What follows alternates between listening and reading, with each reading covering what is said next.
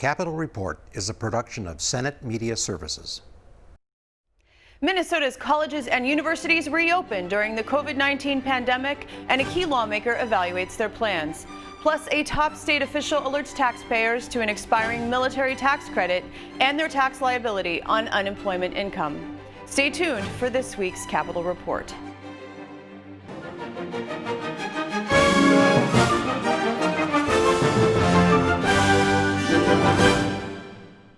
Welcome to this week's program. I'm Shannon Loehrke. Colleges and universities across Minnesota are trying to figure out how to manage student learning and campus life during COVID-19. But the pandemic is also exacerbating challenges that have been plaguing higher education for some time. This week, I spoke with the chair of the Senate Higher Education Committee, Paul Anderson. Last week, the Senate Higher Education Committee met to hear from leaders from Augsburg, Min-State, and the University of Minnesota on COVID-19 preparedness plans. This week, we're hearing reporting from all over the country about outbreaks and quarantines. In fact, Winona State just announced a self-quarantine of 2 weeks. Do Minnesota's colleges and universities have good COVID-19 plans in place? Well, thanks for having me back, Shannon. I do believe we do have good plans here in Minnesota. That was the reason why we wanted to have the hearing last week and heard from President Gabel, Chancellor Malhotra, and the presidents of the private colleges. It's really important. A lot of work has gone into this. Last March, all of the colleges and universities got thrown into COVID and had to have massive disruption, sending students home quickly, and did distant learning. And they've had time to prepare, but we don't know what the outbreak is going to be like. And so what I was assured through many of those conversations was the fact that the experts are being consulted. They're watching what's going on around the country, but really you can't really respond until it impacts your campus. So the situation at Winona State or these different campuses, the university is delay in how they're preparing for the new year. These are things that have to take place, and I am confident that the right people are in place and they're doing the process they need to do. Well, so to build on that for just a moment, because Minnesota Public Radio reported that people in their 20s, the majority of college-age students, that age bracket is the highest number of confirmed COVID-19 cases, 19,000 since the pandemic began. So it's almost 20%. And people in that age range congregate, and so the virus spreads easily. They don't get as sick, but they can spread it.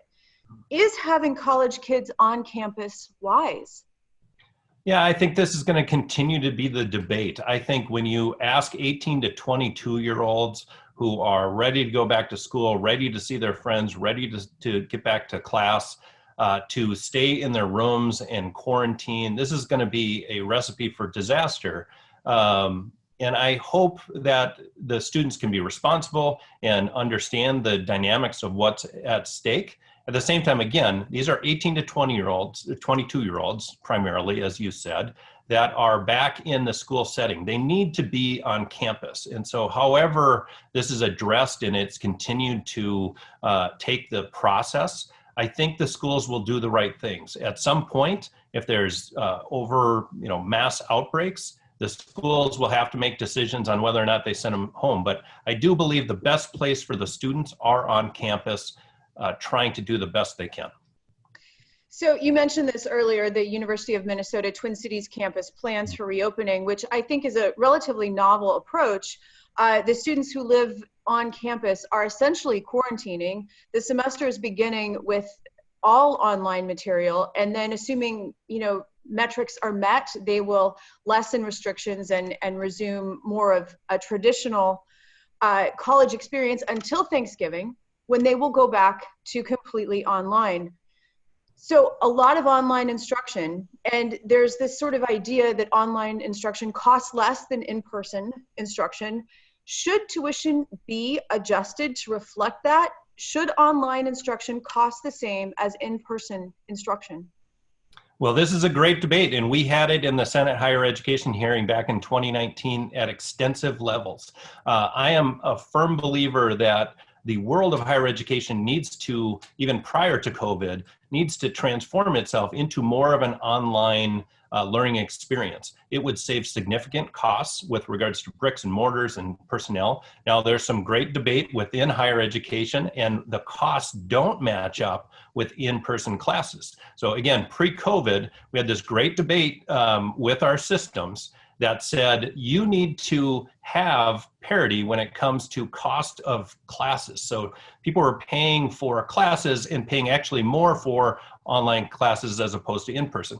This is something that needs to be worked out. I think the more time we experience and evolve into this new world, the new normal of higher education post-COVID, you're going to see some cost reductions from a marketplace perspective. And students aren't going to pay more for online experience. They're not going to pay for institutions that pay outrageous higher prices. So this is a chance for the higher education institution to reset itself to the marketplace. And I do think that there's some wonderful institutions, but they need to figure out the cost structure, and it can't be blamed on a broken marketplace.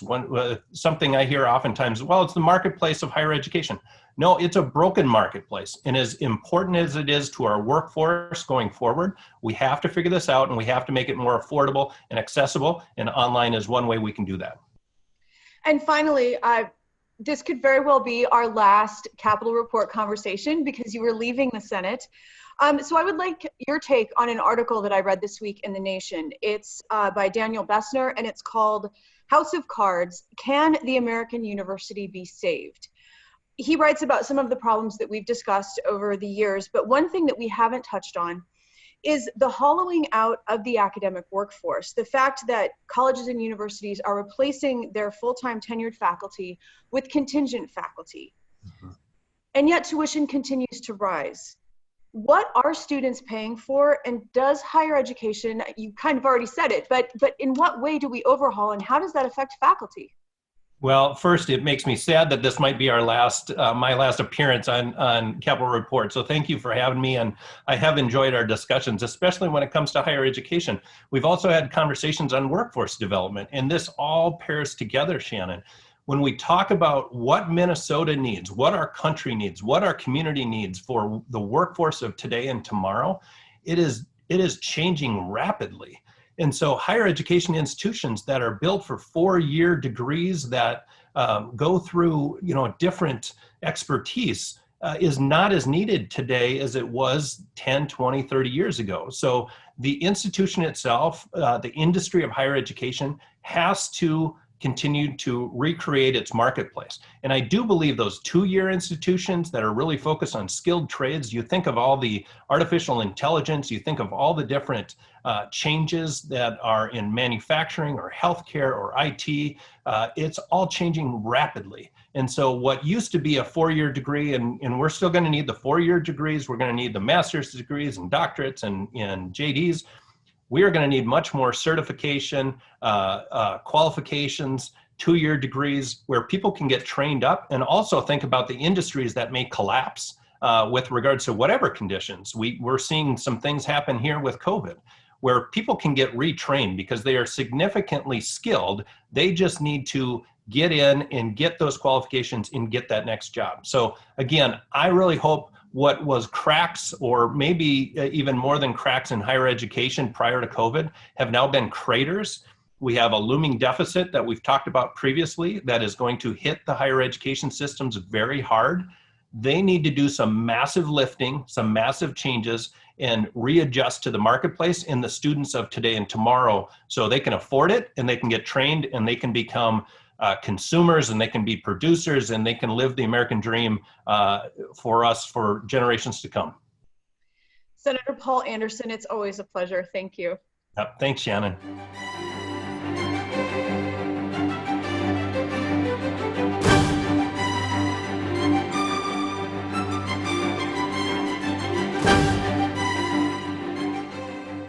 COVID-19 has affected nearly every aspect of our lives, including possible tax implications for unemployment benefits and stimulus checks. Plus, an important tax credit for military members who served in combat zones is about to expire. The Commissioner of the Department of Revenue, Cynthia Bauerly, explains. Through a combination of federal and state benefits, many Minnesotans have been relying on unemployment income due to job losses during this pandemic. Is unemployment taxable income? Yes, unemployment and insurance payments are taxable. And when you work with Deed to set up your account, for much of those regular benefits, you can choose to have your income tax withheld. However, for the special benefits that have been provided during COVID, that additional $600 and now the new additional $300, that is not an option. And so you do need to make sure that you're thinking about that as you receive those payments. Maybe you set a little bit aside. Depending on your financial situation, you may owe quarterly taxes as anyone who doesn't have withholding apply to them. They would pay quarterly. So you could take a look at our website and make sure that you're paying quarterly. And if you don't pay quarterly, this will all get sort of trued up as you complete your taxes next spring here in Minnesota. You might wind up with a larger tax bill because you have not had withholding pulled from those payments. And so we don't want anyone to be surprised next spring. We want people to plan ahead, and we're happy to work with folks as they need to make sure that they can calculate the right amount for those estimated payments. So give us a call or check out our website if you need some help with that. So you're saying even right now, like let's say someone can't set aside the money or they're not sure if they should be paying quarterly, they can actually call a number or send an email or something to get that feedback right now? Sure. So if you have a question, if you've been receiving the $600 top-off payments, for example, that expired, of course, but if you receive those for a couple of months this summer and you want to understand what the related tax would be for that, just give us a call or check out our website. You can do there's a calculator for making estimated payments. It will tell you what the payments will be. And then, as I mentioned, if you're not able to make those when you do come to tax time, you're going to owe that tax to Minnesota because it wasn't withheld. And you may wind up with some penalty or interest. Now, we have been working with customers impacted by COVID to waive penalty and interest. And so we will be working with folks next year as well. We understand COVID is such an unusual situation, and the economic impact from the pandemic has had a negative impact on many Minnesotans. And so we will work with folks as we move forward. But the best thing to do is to, as you receive those payments, set some aside, make those estimated payments. It's just a little bit different than when you receive your wages from your employer because they are already doing that withholding for you. So you can work with Deed on the underlying payment, but again, it's just not an option for those new payments that have come about, the $600 top off or that $300 that's now available here in Minnesota. Well, and then let's turn to the stimulus payments, because many of us did receive a stimulus check several months ago as part of the COVID-19 economic stimulus relief. Do we owe taxes on that money? You do not owe taxes on the stimulus payment. When the stimulus payment was created at the federal level, it was clearly defined as not taxable. And so it's not taxable at the federal level, it's not taxable at the state level. So different from payments. Unemployment insurance payments, whether it's the regular benefit that's been available in Minnesota for a long time, or the $600 or the $300, those UI payments are taxable. The economic stimulus payments are not taxable. So free money. Well, I think, yes, to the extent that you're not paying taxes on it, absolutely. Important stimulus at this very difficult time for everybody in Minnesota. Now, I'd like to turn to some tax credits, because Minnesota offers special benefits to members of the military and their families. Examples are credit for past military service. There's also a credit for military service in a combat zone, and I understand that particular credit has a looming deadline. Can you tell us more about that? Yes. Minnesota honors the service of our military members with a couple of different ways in our tax code. One of them, the military service in a combat zone. This is a refundable credit. So even if you don't owe any tax, this is a credit that you can claim. It's $120 per month that you served in a combat zone. Combat zone areas include the Arabian Peninsula, the Red Sea, the Gulf of Oman, the Iraq, Kuwait, Qatar, a number of areas that are Reserve, the Minnesota National Guard has been deployed to in the past few years, and other members of the military may have been as well. And so if you served in any of these areas, all the way back to 2016, you can still claim this money. So it's $120 per month that you served in one of those zones. If you served in those areas in 2016, you have until October 15th of this year to claim that refund. And it's a form that you fill out. It's called the M99. It's available on our website. If you go to our website and put military in the search box, you will come up with all of the different programs that we have available for military members, including the combat zone credit. So I really encourage people to take a look at that. If you have any time serving in our military overseas, you have several years to claim this. So you could wait until next year to claim your 2017 credit, or you could file that right away and we will get the money to you sooner, of course. This is an important credit, and for an average person who is filing this, the average refund is about $675. So it's a significant refund. Again, $120 per month served in a military zone overseas. And so this has nothing to do with whether or not you filed taxes. This is a separate form that you submit. It's a separate form that you submit. It's about one page. You describe, you fill out your demographic information, you tell us about your military service, and then you provide us with some information about your military service, including maybe pay stubs or other documentation of your time in a combat zone, and we send you a check. Commissioner Cynthia Bauerly, thank you so much. Thank you for having me.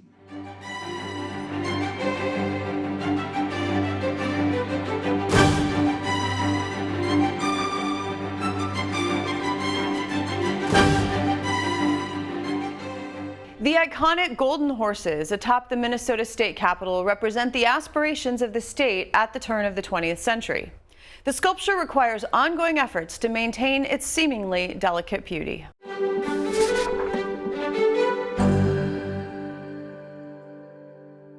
One of the most remarkable features of the Minnesota State Capitol is the quadriga, also known as the golden horses. What does it symbolize? It's called the Progress of the State. That's its official title, and it really represents the idea of Minnesota's arrival as a very prosperous and progressive and wealthy state. So when you look at the symbolism, it's a large chariot being pulled by 4 horses, and each of the horses represent powers of nature. So you have earth, wind, fire, and water. There are 2 women holding the bridles, and so they represent agriculture and industry, and together that represents civilization.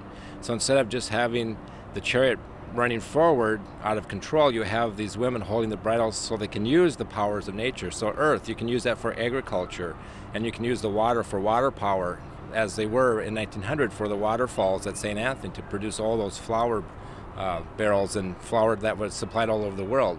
And so now what you have is this state that's always progressing, moving forward, and because of that progress you have prosperity. And so the man on top represents prosperity. So he has a horn of plenty in one arm that has produce, corn, wheat, everything that we produce in the state. The other hand, he has a standard that says Minnesota on it. How did this come to be a part of the state capitol? What was Cass Gilbert's inspiration? This was really something not unique to the Minnesota State Capitol. As many young architects and politicians, citizens all over the United States flocked to the World's Fair in Chicago in 1893. That was often called the White City because they're trying to recreate these Italian Renaissance buildings which were made of white marble back in Italy in the Renaissance period. So they, as a young architect, Gilbert saw a statue very similar to this one done by the same artist, Daniel Chester French.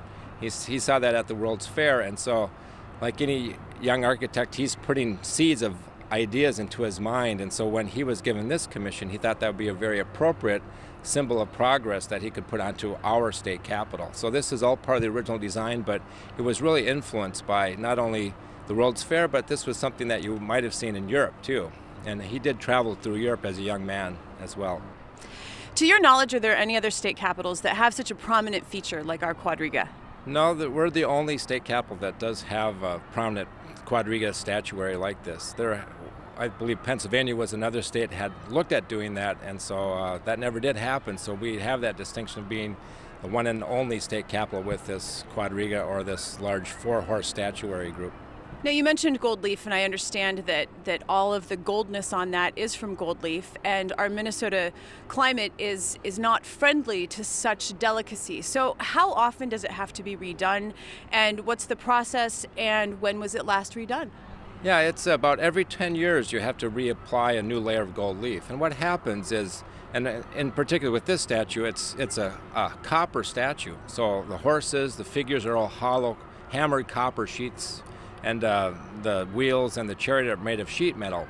And so what they do is they put an adhesive. First they put a primer on top of the copper, and then they put an adhesive, which is called a sizing, and then they apply the gold leaf to that sizing, and that's how it fixes itself to the statue. But as you get, dust storms, there's abrasion that takes place. Hail will nick and chip away some of that gold leaf. So every 20 years, you pretty much have to replace that gold leaf. And what we've done in the past is we have had a conservator come here every year to do some touch-up as needed. But it's one of those things. It's a pretty important thing to do because there's so much of the artisanship that's involved. So you want to do the best job possible. In the 1940s, it was done. In 1979, it was done. 1994, it was actually physically taken off the roof for a complete restoration. And so they took apart every statue, put new support systems inside the horses and the man and the women statues and so forth.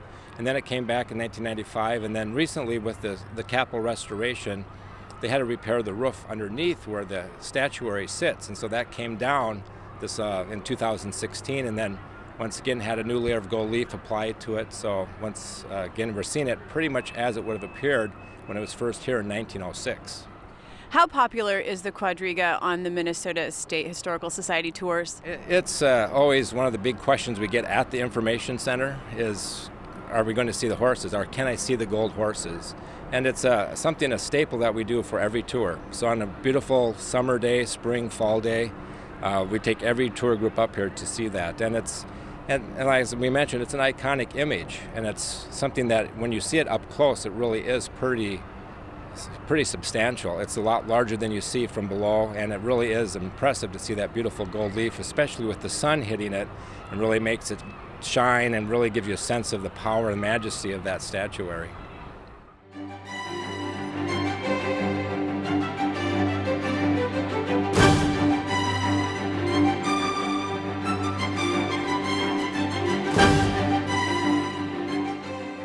At the turn of the 20th century, about a quarter of Minnesotans hailed from Germany. You'll find a tribute to that heritage in the north wing of the Capitol's basement.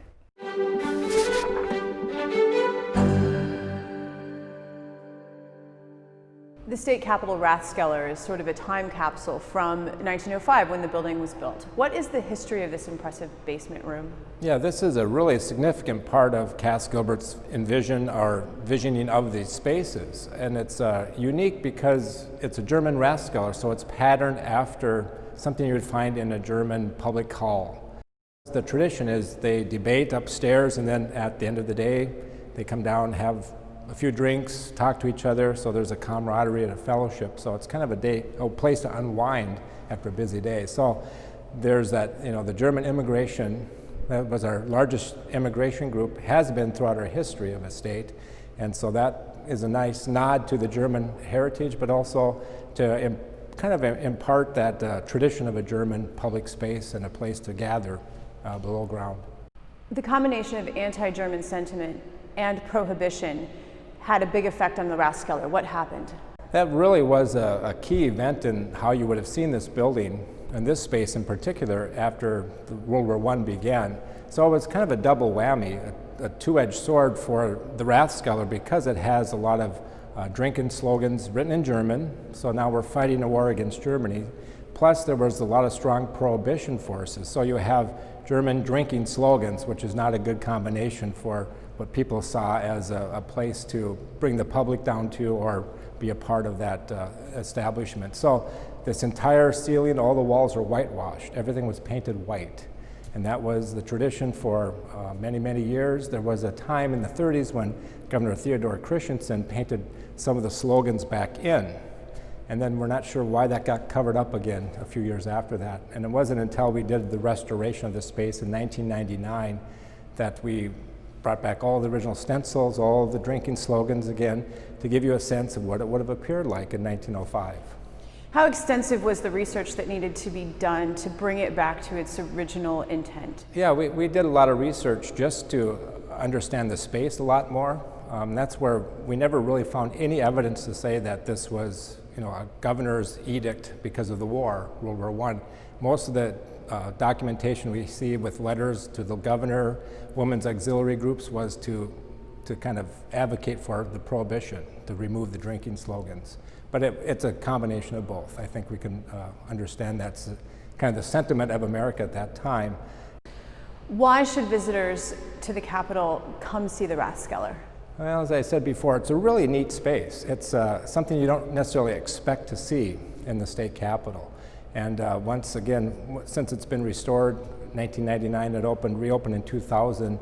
It's a full service, cafeteria again, so you can during eat the here. legislative session. During the legislative session, you can come down here and eat. And then it's also just a beautiful place to see that decoration.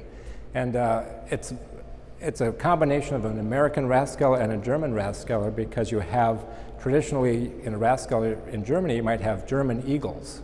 Well, here we have eagles that are American eagles instead of a German eagle. And then you also have two dates that are important parts of our state's history: 1849, which is the year we became a territory; 1858, we became the 32nd state. So those dates were part of that original stencil. And so there's insets as you walk through and see this restored space. We were able to preserve some of the original stencil, and so that's inset against the wall, and there's a new layer of plaster on the edges of that or above that has the new stencil. But throughout this space you can see these really neat examples of what it looked like in 1905. The public is welcome to come down here. We have a nice little exhibit that Minnesota Historical Society put together, a little display to explain a little bit more of the history, and you can see some of what happened to this space. And you also discover there were 22 layers of paint on top of the original art. So there was a lot of overpainting and painting of the ceiling over time. And since the renovation in 2017, there is overflow space now by the governor's dining room and the judicial dining room. Is that right? Yeah, there's additional eating space, and that's really a nice addition to the public access and usability of this space. This can be a noisy space when there's a lot of people here. It's a neat historic space to have lunch. But also, if you want a little bit more quieter conversation or overflow, there's a kind of an adjunct space down the hallway that's another neat space with reproductions of the furniture that was there, the tables and the chairs, some television, so if you want to watch the committees or the session, you can kind of keep up to date with that. So as part of the restoration project, it's a really important part of what we do here and how the public can use the spaces.